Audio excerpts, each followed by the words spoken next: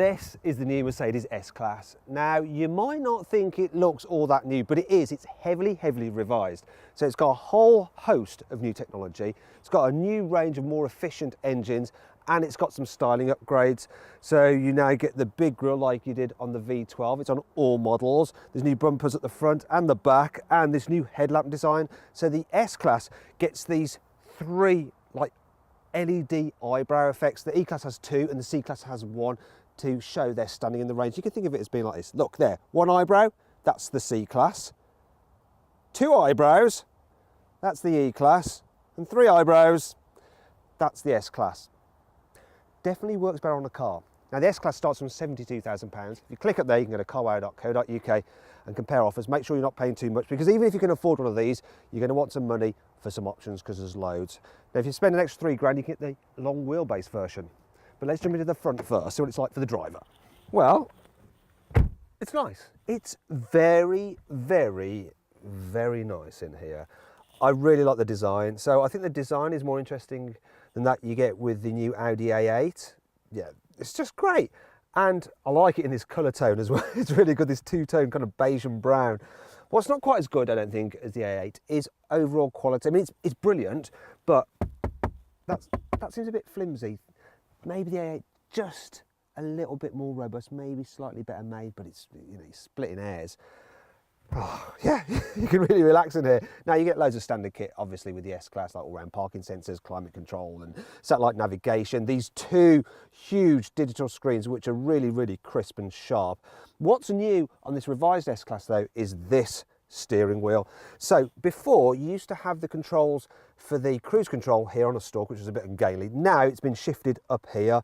You can also control this screen using this touchpad here, so I can cycle through different menus and dials there. So I've got the sat nav, and I can switch it across, then go through the different displays there as well. If I want, I can control this display with this touchpad here. It's all right to use, but I'd rather use the swivel wheel, even though it's a bit awkward and ungainly with this touchpad thing over the top. So it's a bit like, gives you RSI, but it's all right to use, and the infotainment system is pretty good in this car. I don't think it's quite as good as that in the BMW 7 Series. The iDrive is still the best, but I prefer it than the touchscreen system you get in the new Audi A8. I think Audi have made a mistake with that. I prefer these swivel wheels, to tell you the truth. Now, if you click up there, you can see my full in-depth video review of the infotainment system and have another good look around the car's cabin. In terms of storage, yeah, I like this look. That opens that way, but it also opens that way. It's really clever. You've got some cup holders here. There's a place for your key. You also have decent sized door bins, really important in an S-Class. It will take a bottle of champagne. The glove box, though, is rather small. There is this thing in it, look, there we go. It's a scent. So you can have like fragrances wafting through the cabin. This one is called Freeside Mood, whatever that means.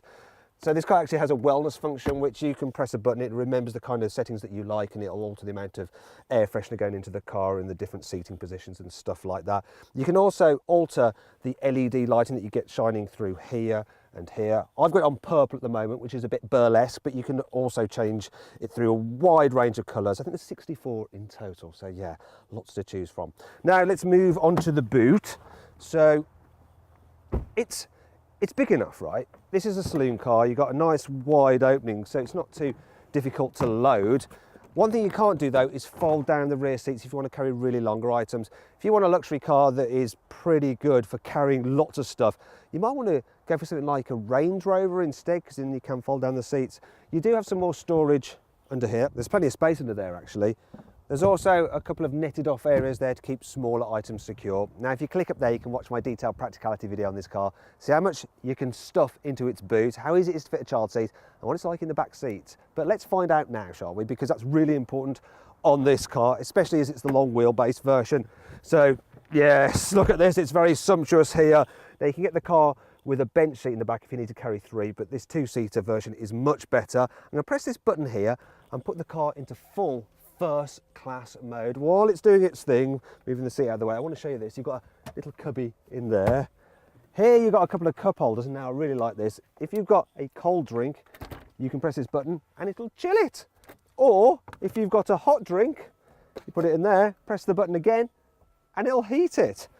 Now, as you can see, the chair's moving out of the way, and it's going to do something pretty cool in a moment. Let's let it do its thing. It's not the fastest. Come on, Mercedes. Now it's reclining my chair so I can get nice and comfy. I've also got this sumptuous pillow. It's absolutely glorious. Now look at my legs. It's raising up.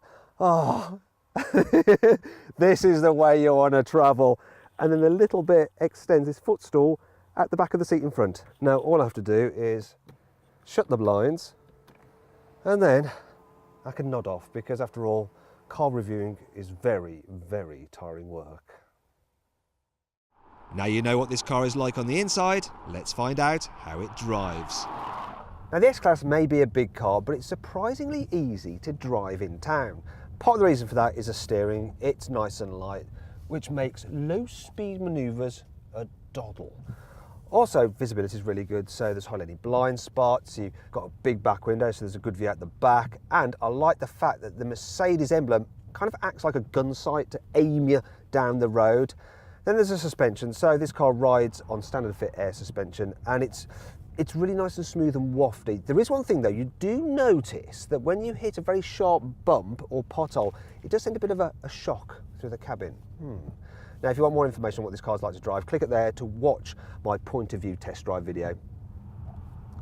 Now as you speed up and get out on the motorway, the air suspension really does come into its own. It just floats this car down the road. It's almost like you're flying just above the surface. It really deals well with like undulations. It's glorious, and you can assume the classic Mercedes S-Class driving position, which is just like this, because it's just very, very relaxing. Part of the reason for that is the soundproofing. So, well, let me get up to 70. There we go. So I'm now doing 70. It's just very, very quiet, isn't it?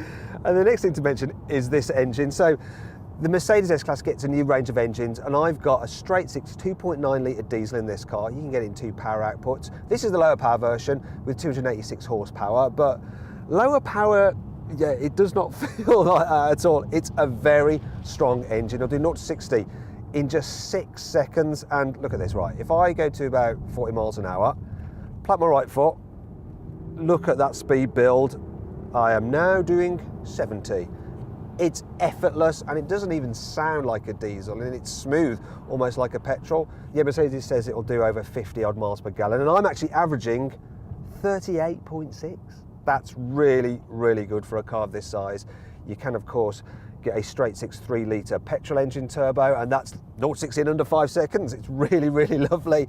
And of course, there's V8s in the AMG versions, which are just bonkers fast, but you don't really need them. In terms of the gearbox, all cars get a 7-speed auto, and it's really smooth and slick.